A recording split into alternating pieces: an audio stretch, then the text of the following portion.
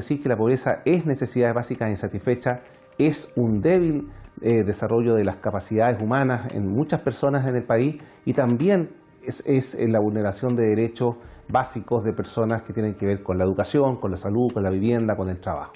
Esta lógica más bien simbiótica de las condiciones de pobreza social, las condiciones de pobreza ambiental están muy relacionadas, casi como les digo, dos caras de una misma moneda, pero la política pública las toma por separado. O sea, hoy día tendemos, ¿cierto?, el tener que resolverle el problema de vivienda a un habitante, ¿ya? No estamos haciendo ciudad.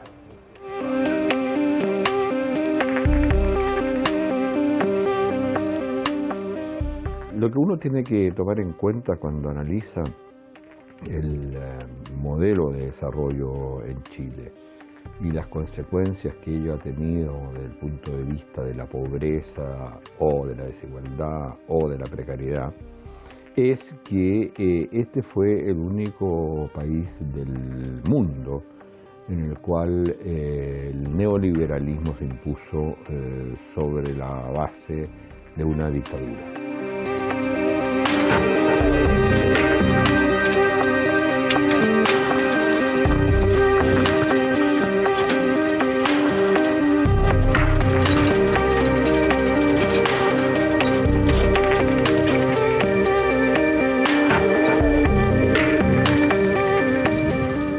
Nosotros reconocemos como gobierno que efectivamente Chile es uno de los países más desiguales. La pobreza multidimensional lo que busca es saber si los hogares tienen acceso a otras medidas de bienestar que tienen que ver con acceso a educación, a salud, a vivienda y a trabajo y previsión social.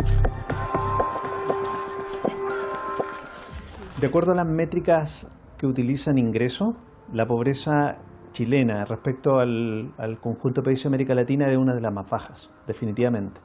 Sin embargo, cuando tú ves esta medida multidimensional de pobreza, Chile ya deja de ser un país menos pobre. Para mí era una vergüenza que después de un año la ministra haya venido 3 veces a la misma casa, sin haber ninguna. Imagínate que de 3.140 damnificados, en obras de la municipalidad hay 54 recepcionados, 54 permisos recepcionados, 54 casas recepcionadas. No es justo, 1 año y medio. ¿Y el resto qué pasa? Estamos en un territorio donde la pobreza está oculta detrás de una fachada y que los terremotos o este tipo de fenómenos, los grandes incendios, los desprendimientos de suelo, etc., las inundaciones, vienen a demostrar, ¿no? Cae el velo y uno se da cuenta del grado de fragilidad que tienen nuestras ciudades, particularmente las ciudades periféricas a Santiago, particularmente las regiones que han visto que las políticas públicas han sido orientadas a gobernar lo general, pero no lo particular de cada una de sus ciudades, de sus territorios, de sus regiones.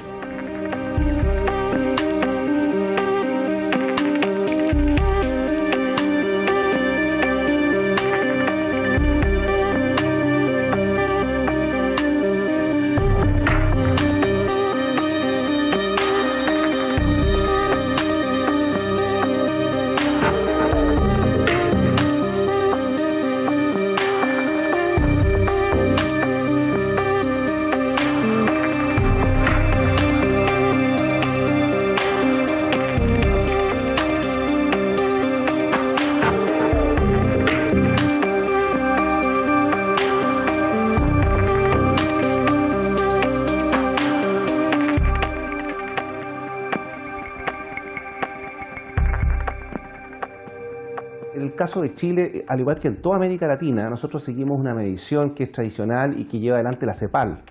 La CEPAL lo que ha planteado es una medición de carácter monetario, es decir, asocia a la pobreza una determinada cantidad de ingresos para que tú tengas un gasto potencial. Ni siquiera es que necesariamente se trate de un gasto que efectivamente las familias realizan. Lo que se ha puesto encima de la mesa entonces es poder medir también elementos tan básicos como la educación, la salud, la vivienda y el trabajo. Combinados estos 4 factores nos entrega un número determinado, ¿no es cierto?, para saber cuáles son las privaciones que las personas están teniendo en estas materias. Ese número eleva la pobreza en Chile del 14,4 al 20,2, es decir, la pobreza en Chile, medida multidimensionalmente, es más elevada que la pobreza por ingreso. Y esto es muy importante porque esto nos muestra una pobreza de manera mucho más integral y global.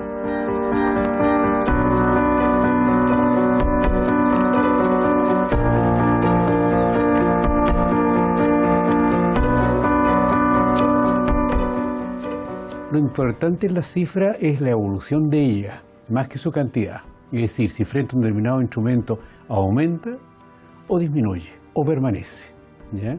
Yo diría que esas son como las variables, por lo menos desde un punto de vista sociológico, que son relevantes.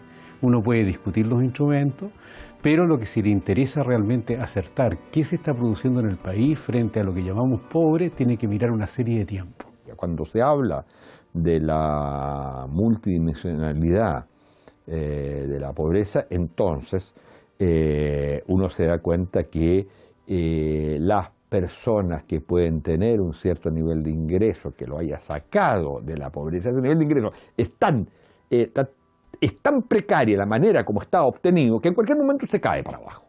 Entonces no va respaldado por niveles de organización social que lo protejan, ni tampoco por ejemplo, servicios de salud, de educación, de niveles de vivienda, de transporte, etcétera, que por último, aunque cayera en la línea de pobreza, digamos, estrictamente estadística, de nivel de ingreso, tendría estas otras cosas.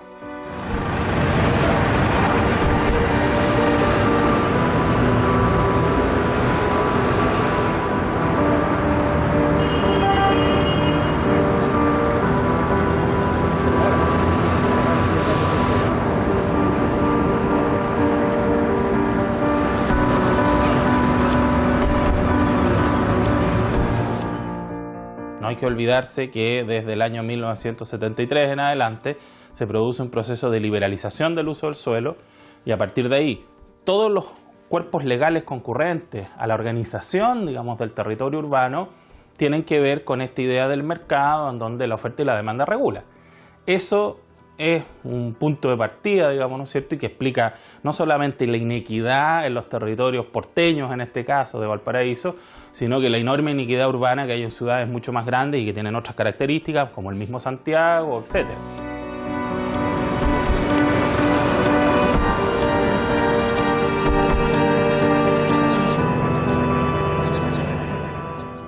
Bueno, yo llegué al Cerro Litre hace 28 años. Nací y crecí en Valparaíso, vivía en el Cerro La Cruz con mis padres. Después de ahí tuve a mi hija, me fui un tiempo, me fui un lapso de un año y tanto.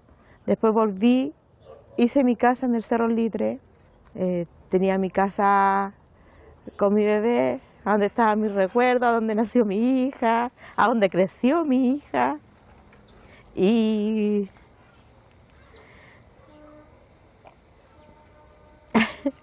son fuertes los recuerdos porque igual había muchas cosas bonitas. Los recuerdos estaban todos dentro de mi casa. Mis fotos, mis cosas que me costaron con esfuerzo. Yo sé que las cosas materiales se recuperan, pero los tiempos son diferentes y las cosas son difíciles.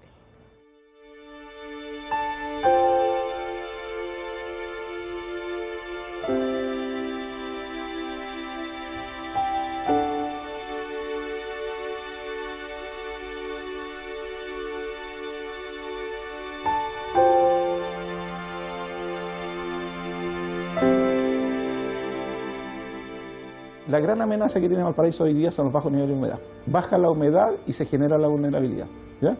La humedad llega a un 25% y hace todo inflamable. Entonces basta un accidente para que se desencadene un incendio forestal. Los incendios en Valparaíso son incendios forestales, ¿ya? Y como la ciudad está emplazada al norte y el viento sur predominante, siempre el incendio forestal toma parte de ciudad. Por lo tanto, nosotros tenemos que entender el incendio de Valparaíso como incendio forestal, ¿ya? Y depende de la envergadura del incendio forestal en la envergadura del área quemada. Las personas, digamos, ¿cierto?, que integran aquellos sectores con menos poder adquisitivo y que además se fueron sumando al poblamiento de Valparaíso en los últimos 50 años, no llegan a la concentración del plan, ¿no?, sino que se instalan en las alturas y en los cerros. Y eso genera esta condición tan paradojal, ¿no?, de que por un lado, digamos, ¿no es cierto?, la instalación, ¿no?, de estas comunidades sea tan atractiva supuestamente desde el punto de vista visual y sea casi una curiosidad, digamos, ¿no es cierto?, pero que en definitiva esconde, como tú muy bien planteas, una serie de carencias y problemas que para los especialistas han sido latentes durante varios años y hemos generado un sinnúmero de diagnósticos al respecto, digamos, ¿no es cierto?, pero que detonan lamentablemente por este tipo, digamos, ¿no es cierto?, de accidentes que en el fondo muestran la punta del iceberg de una situación mayor y que es más compleja y que es estructural en la ciudad.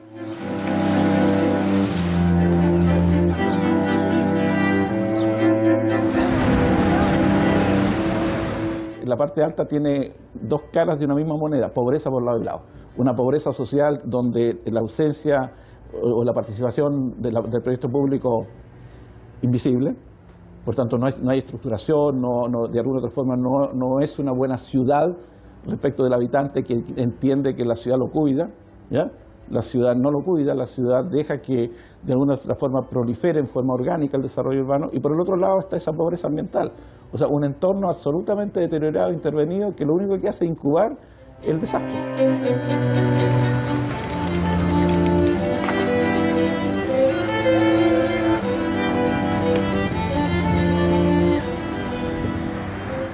Bueno, acá lo encontramos en el Cerro La Cruz. Es una parte muy alejana del cerro a donde comenzó el incendio en la pólvora hacia arriba, que se veía muy lejos el incendio, no se veía por ningún lado que iba a estar cerca, cuando en unos segundos ya rodeó todo lo que es el Verger y empezó por abajo el fuego, y en menos de 10 segundos el fuego ya estaba en el Cerro La Cruz y en menos de 15 minutos ya estaba en el Cerro Litre. O sea, nadie entiende cómo avanzó todo tan rápido. Las lenguas de fuego eran terribles, las bolas de fuego que caían de un techo a otro, en casas sartadas. Fue terrible, algo muy desesperante.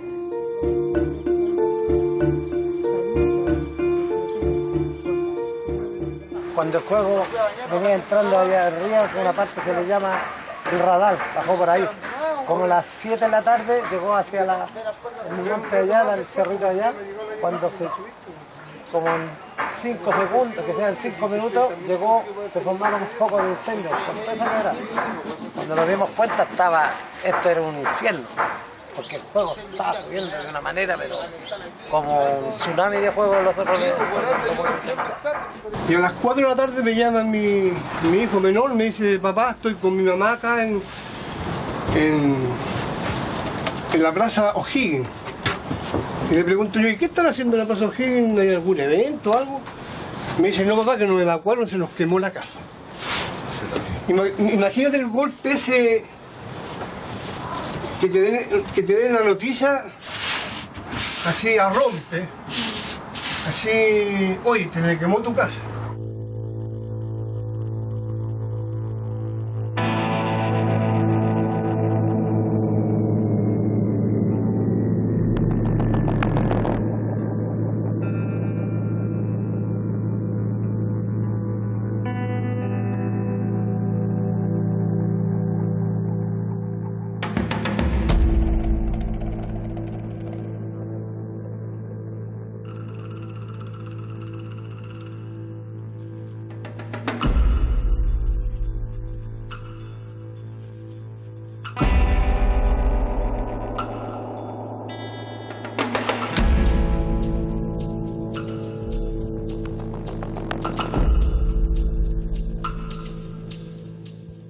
Nosotros empezamos a trabajar desde mi casa, que fue centro de acopio. Nosotros con mi familia dormimos en la calle.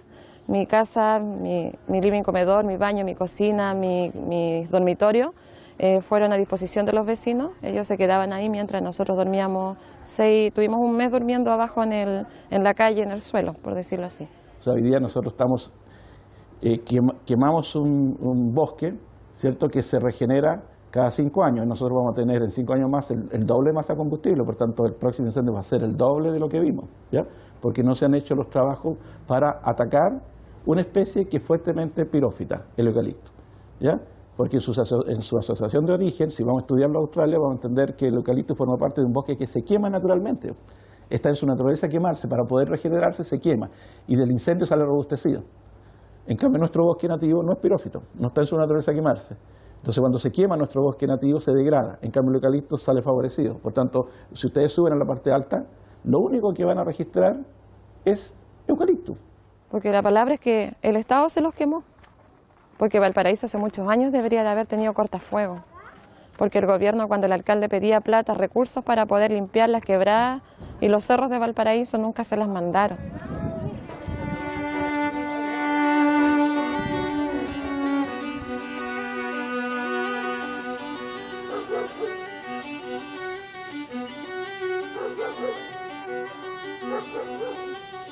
Llevamos más de un año y medio ya, esperando respuestas, esperando que digan qué va a pasar.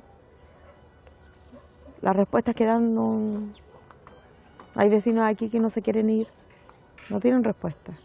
Desde primera instancia nosotros estábamos trabajando del día cero.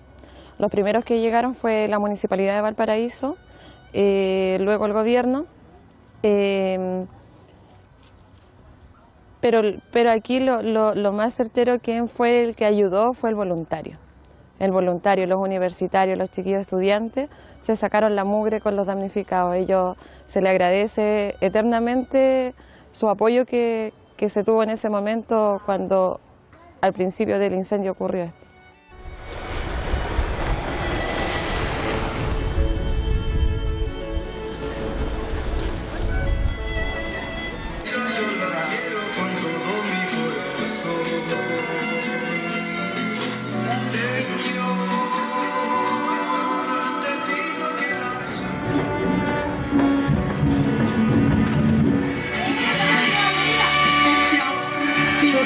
Sincero. Mira cómo lo hago. Mira cómo lo hago. Hago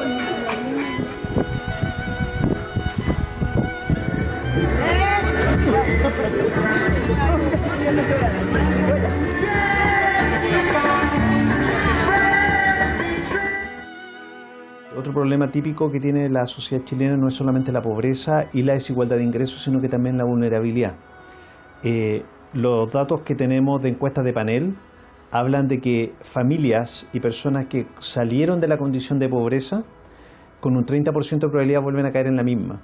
Entonces esto habla de que la solución o las mejores condiciones de vida que exige la población y que ha exhibido la población chilena en un corto periodo de tiempo, siguen siendo vulnerables. Es decir, basta un shock de salud o de empleo y esa familia o esos individuos vuelven a caer en la condición de pobreza.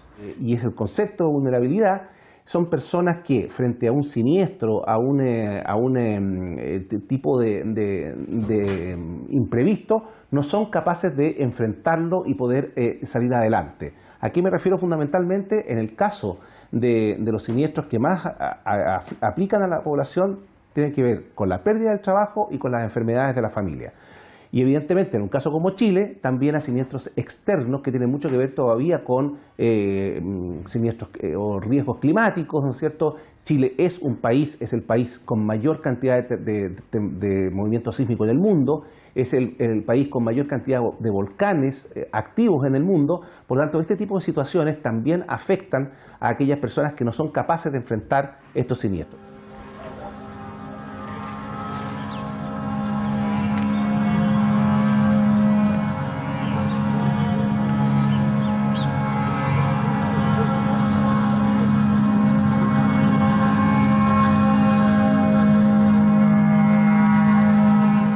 Nosotros en el Cerro El Litre, el Cerro La Cruz Mariposa, no somos patrimonio.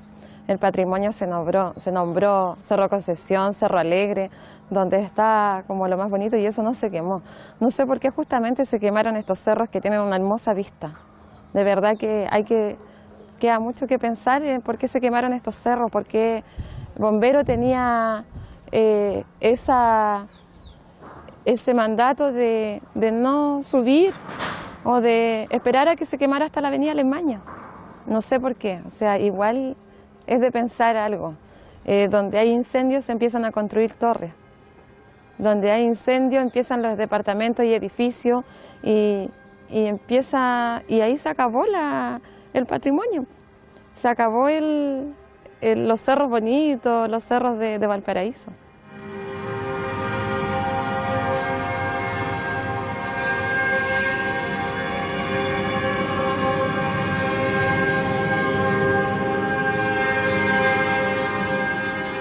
Efectivamente hay un porcentaje grande de la población que siente que probablemente no puede acceder a todos los bienes y servicios con la calidad y oportunidad que se requiere. Y en ese sentido es que nosotros como gobierno estamos ampliando la mirada. Si bien efectivamente tenemos y estamos perfeccionando los programas que permiten trabajar con las personas en situación de pobreza, junto con eso tenemos un conjunto de políticas que van más allá de solo la mirada de pobreza, sino que buscan mejorar la distribución del ingreso al país. La primera gran reforma que se aprobó en el Congreso, en el gobierno de la presidenta, fue la reforma tributaria.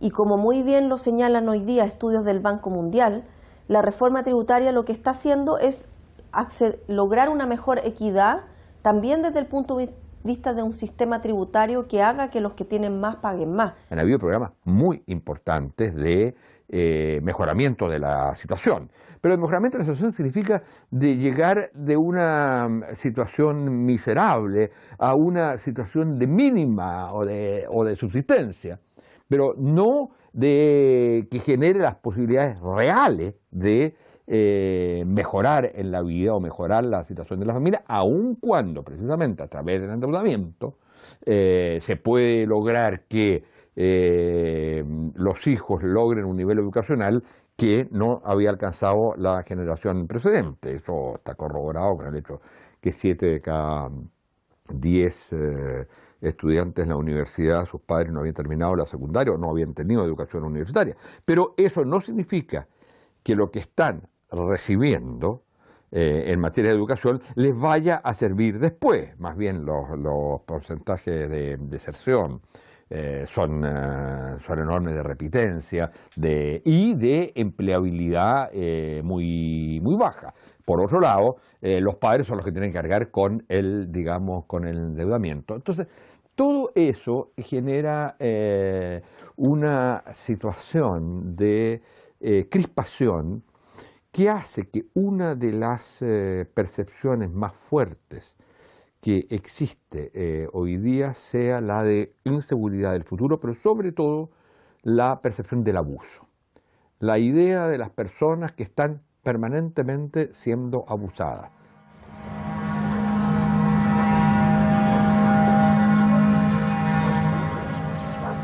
El modelo implementado durante la dictadura explica los elevados niveles de pobreza. Desde el año 90 hasta ahora, que es cuando se recupera la democracia, lo que se ha observado con distintas métricas, sean esta medida en ingreso o a nivel multidimensional, se ha notado una mejora. Aun cuando la pobreza se ha ido reduciendo, también ha ido aumentando la concentración de la riqueza. Entonces la fotografía final es una fotografía donde tú efectivamente anotas mejoras en los segmentos más desposeídos de la población, pero también mejoras importantes en los segmentos más ricos de la población. Entonces, la foto final sobre la distribución del ingreso es más bien invariante, con una mejora en los pobres, pero también con una mejora en los ricos. La clase media, como tal, como clase media, desapareció en Chile a lo largo de los años. Para que haya una clase media tiene que haber una cierta diferenciación entre los sectores, llamémosle estrictamente pobres o populares, y la clase media, y no lo que ocurre aquí, que se sube y se baja. Por lo tanto, se es de sectores pobres o se es de sectores de ingreso medio, no de clase. Se realizan funciones de servicio. La idea de clase media, que tiene entonces una base social, ocupacional, relativamente común, relaciones con el Estado relativamente común, orientaciones culturales relativamente común y orientaciones políticas relativamente común, no existe. Por lo tanto, no hay clase media. Al no haberla, los sectores que habrían estado antes considerados como clase media, no tienen las formas y los mecanismos de organización, de protección, de participación que tenían antes. Si se eliminara el 1% más rico del país, digamos, no se lo consideraran las estadísticas, este país tendría un nivel de desigualdad ya bajísimo, probablemente el más bajo de América Latina, y no el más alto como ahora.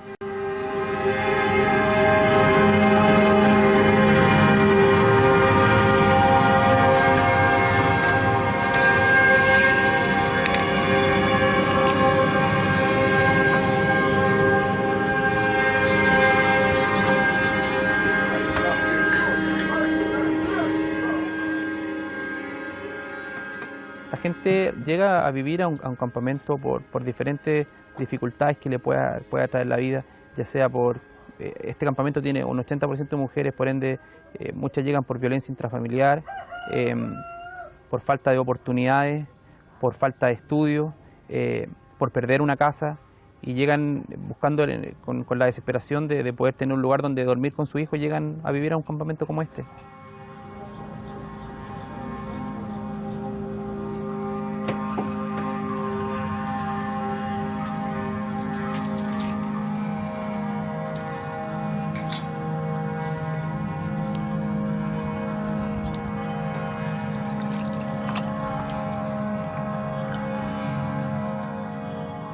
La verdad las cosas llevamos nosotros como aproximadamente 5 años. Yo por lo menos llevo casi 5 años. Y tú comprenderás que no vivo en las mejores condiciones. Y nada, pues estamos luchando por, no sé si están enterados que estamos luchando por un terreno para poder nosotros trasladarnos de acá y tener nuestra casa propia, que es el sueño de cada una de nosotras. Ya que por lo menos yo en forma particular no puedo tener a mi hijo acá. De hecho, mi hijo está en un hogar, en la Casa Nacional del Niño, y el único impedimento en estos momentos es que yo necesito dar un dormitorio para ellos solos.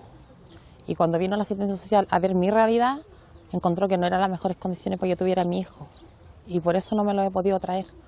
Porque voy a ser bien franca, yo tuve un problema de drogadicción. Y mi mamá lo dijo. Y también me jugó en contra, obvio. Entonces me rehabilité, me costó. Porque como te lo vuelvo a explicar, sola cuesta. A mí nadie me dijo, Pamela, vamos, rehabilítate, Pamela, ¿qué te pasa? No. De verdad que me costó mucho, aquí todos me veían, yo parecía como un perro rottweiler dándome vueltas en la casa.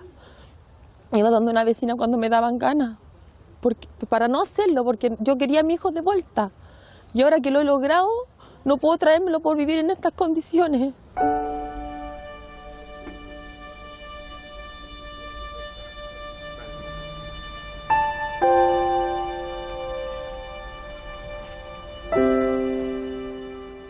Siempre hay un tope, algo que no, hasta aquí nomás, ¿cachai? O será la misma gente que de repente uno va a tocar una puerta y no, es que tú estás en un campamento, o de repente vienen acá y te ven y te discriminan, te miran sobre el hombro, siendo que yo tengo tanta vocación como tú. Yo terminé mi cuarto medio, si no terminé la carrera que Sergía fue porque lamentablemente mis papás no pudieron seguir pagándome, ¿cachai? A lo mejor yo podía haber trabajado, pero tuve hijos, entonces ahí qué. Y me dediqué a ello y vine a parar acá, ¿cachai? Como te lo digo, no tengo apoyo de nadie por darle un techo a mi hijo, porque yo vivía en una casa, como se puede decir, normal, me desalojaron y vine a parar acá.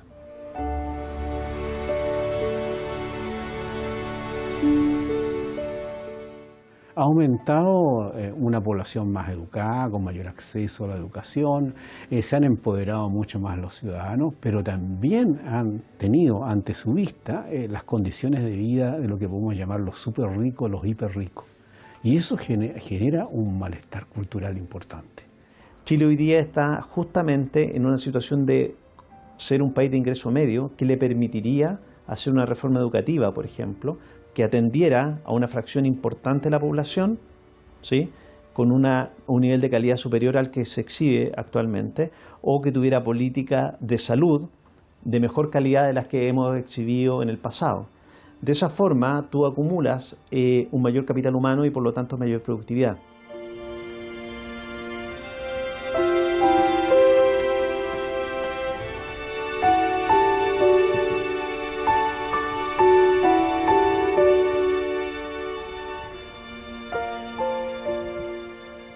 las reformas de educación que estamos teniendo buscan eso, buscan que para la gran mayoría de la población, para toda la población, el acceso a una educación de calidad, sin discriminación, ¿no es cierto?, sea un derecho. Eso es un derecho. Ahora, el punto es que esa educación sea de calidad y que no dependa de esa calidad de cuánto pueden pagar como cofinanciamiento los hogares. Y en ese sentido se está trabajando, ¿no es cierto? También se está trabajando en el sector salud en que elevar el estándar de atención al sector salud en lo que tiene que ver con mejor acceso a médicos especialistas. Hay toda una campaña, ¿no es cierto?, de formación de médicos especialistas, pero también de que esos médicos especialistas trabajen en el sector público. Y eso son una mirada, ¿no es cierto?, de todas las vulnerabilidades que puede sufrir, ¿no es cierto?, un hogar, que a veces tienen que ver con que alguien se enferme y que esa enfermedad, ¿no es cierto?, le ocasione un perjuicio al final del día económico porque no puede dejar de trabajar, pero además tiene que pagar el costo de la enfermedad. Entonces, por eso digo que estamos trabajando tan importantemente en el sector salud, educación y también trabajo.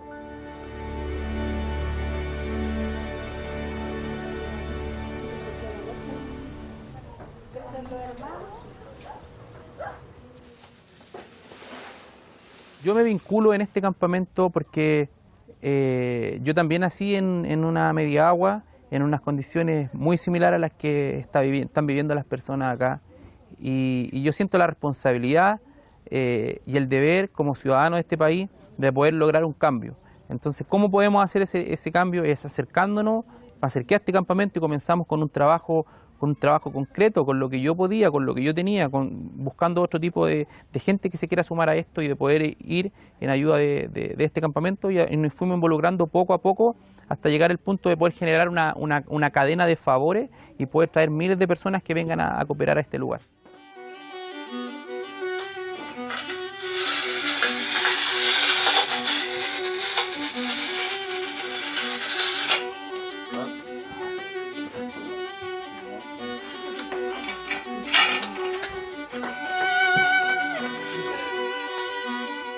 Aquí somos aproximadamente 40 familias y de todas esas familias lo que más hay son mujeres, ¿cachai? Mujeres solas, bueno, no todas, pero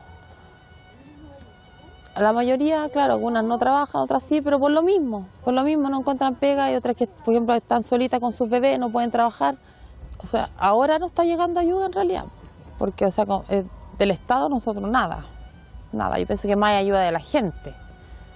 Pero, como te lo vuelvo a repetir, yo jamás he visto aquí a una persona, como se puede decir, importante, ayudándonos, ¿cachai? Es más la comunidad. No podemos seguir con este tipo de pobreza los campamentos en Chile con soluciones parche. Ya para el invierno una bolsa de nylon. Mi sueño es poder erradicar los campamentos, es poder erradicar este campamento, el campamento Japón, y que la gente que vive acá pueda tener un lugar digno donde vivir. Nosotros estamos en ese proceso de poder reunir el dinero, necesario para poder comprar los terrenos, para que esta gente pueda y podamos construir casas en esos lugares y ellos puedan tener un lugar digno donde vivir.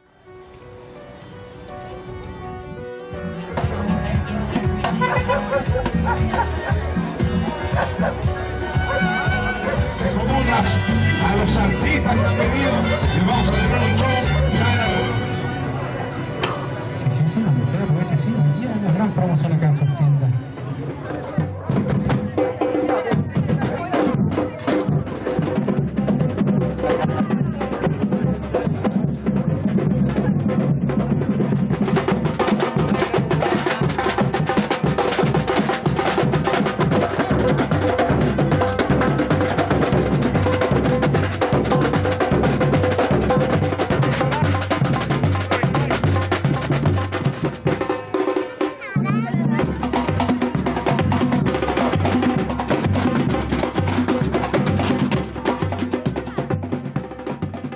Muchas de las organizaciones no gubernamentales, o algunas de ellas, muchas organizaciones de voluntarios tienen motivaciones muy, muy bonitas y muy loables, y a veces muy generosas, no cabe la menor duda, pero también tienen sus consecuencias, ¿ya? Y dentro de las consecuencias está que dirigen sus acciones ya para solucionar ciertas cosas que no deberían ser solucionadas a través de los medios de ellos. ¿Ya? En otras palabras, privatizan la solución de problemas ya que son estructurales. Bueno, es un resultado a mi juicio natural y esperado cuando efectivamente alguien no ocupa un espacio. Es decir, cuando alguien no ocupa un espacio, los sistemas sociales generan internamente unidades que van rellenando los espacios que no han sido atendidos, en este caso, o por los privados o por el Estado. Entonces, la sociedad civil, buscando, por ejemplo, los derechos del niño, la igualdad de género, la representación de las minorías étnicas, la representación de las minorías sexuales, empiezan a ejercer presión y hacerse visible de tal forma de rellenar los espacios que no están siendo provistos, en este caso, por la política pública.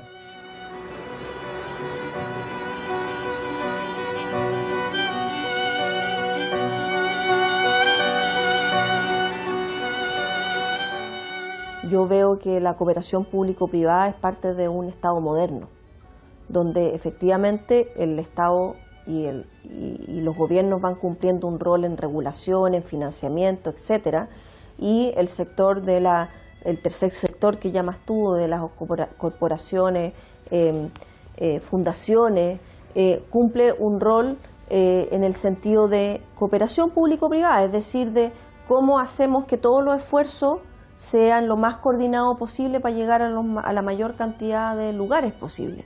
Y esa cooperación público-privada no solo pasa por financiamiento, también pasa por coordinar, ¿no es cierto?, los objetivos de la política social. Yo como sociedad civil no lucrativa no puedo hacerme eco o no puedo ser cómplice de seguir insistiendo en que las políticas son subsidios, bonos, etcétera, etcétera. Tengo que plantearme, ¿no es cierto?, desde una mirada totalmente distinta. Cuando me planteo una manera distinta con la comunidad, trabajando con la comunidad, podemos hablar que vamos a desinstalar esto que se ha denominado la industria, ¿no es cierto?, para trabajar con la pobreza. No, porque la pobreza es bastante más, como hemos visto en esta entrevista, que solamente una cuestión material. El Estado no debe apoyarse, el Estado, lo común, lo público, no debe apoyarse en estas instituciones para solucionar los problemas que le competen a lo común y a lo público. Eso no significa dejar afuera estas organizaciones, ¿ya?, sino que colocarlas en el lugar que corresponde. Apoyan, cooperan, complementan, experimentan, desarrollan programas pilotos, etcétera. Pero indudablemente la reconstrucción de un país no puede llevarse a cabo por una organización voluntaria. Chile, su principal problema hoy día no es la desnutrición, es la obesidad. Si no empezamos a entender esos cambios que son tan globales, ¿no es cierto?, evidentemente no vamos a poder avanzar en materia de una superación de la pobreza de manera permanente.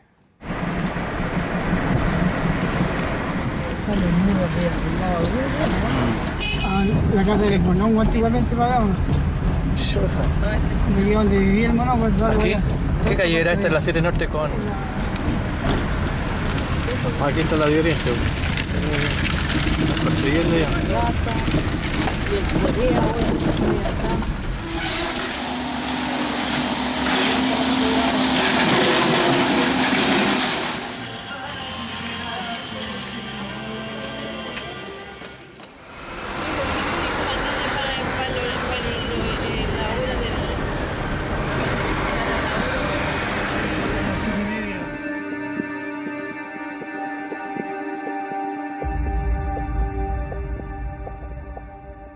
Cuando yo estaba viendo tele, estaba viendo el festival y empezó el terremoto, yo creía que estaba cayéndome, que me estaba cayendo granizo en la cabeza. Y después ya me caían medio grandecito. Y resulta que se me cerraron las puertas, no podía salir. Entonces fue muy terrible. Yo tenía unas vecinas y fui a ver a las vecinas, salí aquí al ladito.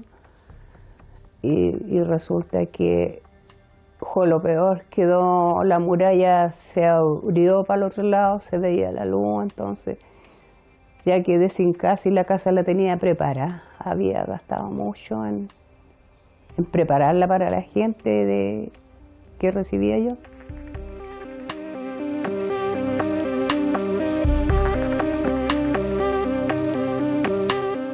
Yo sufrí mucho, hasta estuve en la calle. Dormí en la calle. no teníamos dónde estar, pero el terremoto me dejó muy mal, se acabó todo, porque yo quedé en la calle, todo, sí, y quedé en una mediagua, imagínense, en una mediagua y con un alambre arriba y otro abajo. Entonces, sufrí mucho porque quedé sola en la cuadra.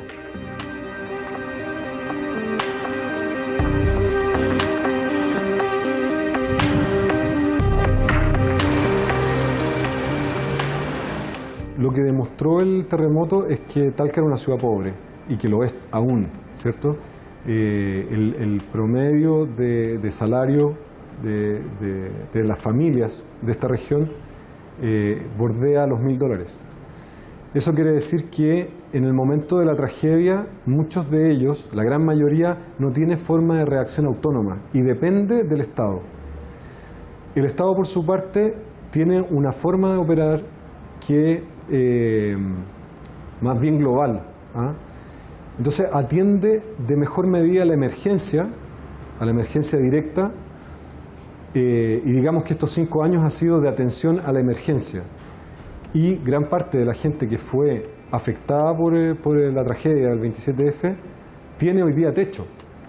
El problema está más allá, digamos, lo que viene después de la emergencia, la forma en cómo se trata física y psicológicamente a la ciudad y a sus ciudadanos, digamos, ¿no? La forma en cómo la política de Estado es capaz de llegar a las personas y no solamente de atender las cifras, porque desde el punto de vista de las cifras esto se podría decir que ha sido concluso, terminó la reconstrucción. Desde el punto de vista de la reparación más psicológica y personal de las personas, la reconstrucción no ha llegado, no ha comenzado aún, y probablemente los próximos años sea, ojalá, una oportunidad de preguntarse cómo hacer una política que permita reconstruir eficientemente y efectivamente la ciudad.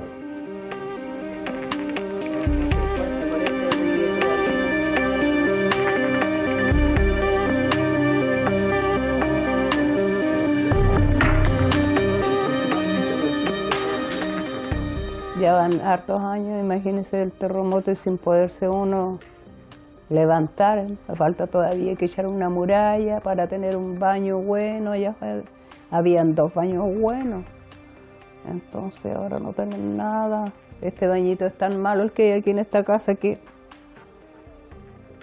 sabe que tira la cadena uno, la segunda vez tira la cadena, se sube el agua hasta arriba. Entonces es mala la casa, sí es mala en todas cosas, aspectos. Entonces si la iban a venir a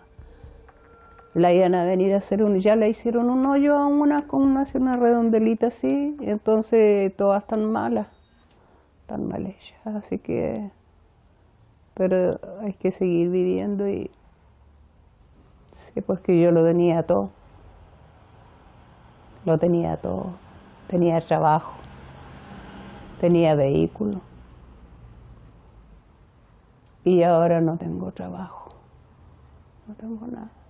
Lo que se hace al llevar a las poblaciones más vulnerables a la periferia, en realidad no es subsidiar a la pobreza, sino que es subsidiar a la riqueza. Dejamos vacante la ciudad que tiene los mejores servicios para quienes pueden pagarlo, y quienes no pueden pagar tienen que desplazarse a la periferia, donde quedan a merced de los pocos recursos que tienen. ¿Qué ha significado esto? Que las familias que no tienen recursos para costear los gastos de transporte quedan hacinadas en guetos periféricos, y el jefe de hogar, que es el que trabaja, viaja al centro de la ciudad a cumplir sus labores, ¿no? Esto estratifica a la sociedad, la divide social y culturalmente. Eso es lo que ha pasado en Talca y en todas estas ciudades pequeñas después del terremoto.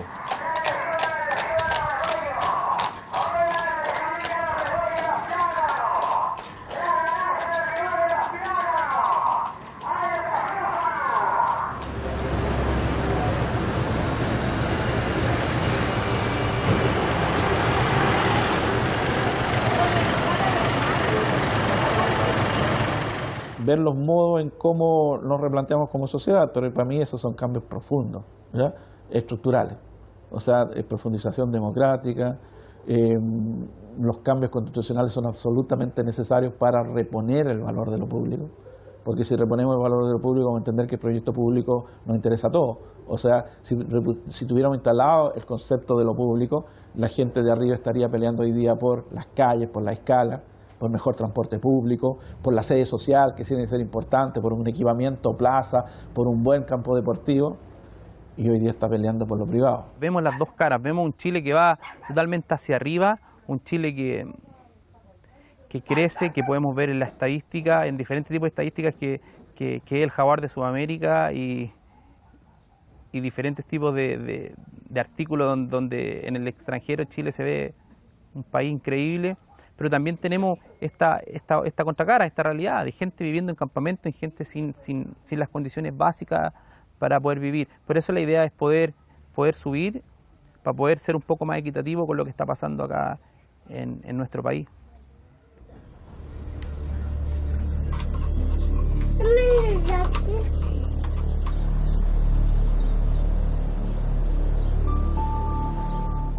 En el caso chileno, el gran mérito que tuvo la post-transición fue la existencia de gobiernos de centro-izquierda, por primera vez en la historia desde la época del Frente Popular, que realizaron correcciones importantes al modelo neoliberal. La prueba está que hubo un crecimiento económico importante, que hubo reducción de los niveles de pobreza, aumento de los niveles educacionales, etcétera, pero no se superó el modelo neoliberal. No se hizo ese salto hacia un nuevo papel del Estado y que a su vez pudiera tener un rol muy activo en el modelo de desarrollo económico mismo, en el modelo de desarrollo productivo y al mismo tiempo en la redistribución y por lo tanto término de las desigualdades. Hay un aspecto que siempre llama la atención a los analistas, tanto a nosotros como investigadores como a los observadores externos, ¿ya? Que no obstante esta, entre comillas, condición mejor, la situación de desigualdad social de la población chilena es extremadamente alta y no se condice con su grado de crecimiento y desarrollo económico.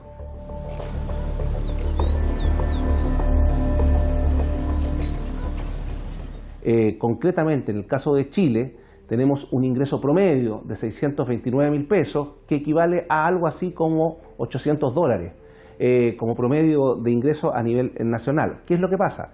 Que ese promedio solo lo alcanza el 20% más rico. Es decir, el 80% de la población vive bajo el promedio que tenemos a nivel nacional. Porque se le da prioridad a cosas que a lo mejor no tienen tanta importancia como a esta realidad, ¿cachai? Porque para mí mi realidad es ya no ver a un niño jugar aquí. Yo no quiero ver a mi hijo aquí, ¿cachai?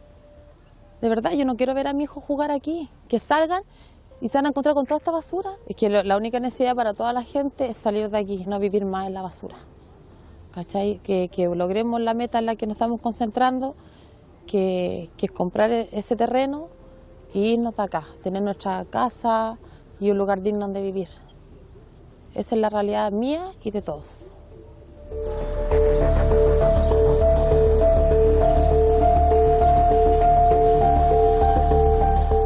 Estamos frente a una serie de situaciones que se han creado comisiones, sabemos dónde está el problema, sabemos que tenemos problemas en educación, sabemos que tenemos problemas en salud, en vivienda, en trabajo, en pensiones. Se crean comisiones, pero la política chilena y las dificultades, los poderes fácticos, en fin, hacen que yo creo que todavía nos falte convicción para llevar adelante reformas que son mucho más profundas y que requieren un cambio importante hoy día en el país por los resultados que tenemos. Esto no es un problema ideológico, esto es un problema de cuáles son los resultados que tenemos 25 años después en democracia con un modelo que sigue teniendo pies de barro. Por lo tanto, nosotros lo único que hacemos bajo estos modelos que estamos haciendo es heredar más pobreza, ¿ya? Y no superamos nada. Y de la adversidad somos residentes. Me lo pasaron recién.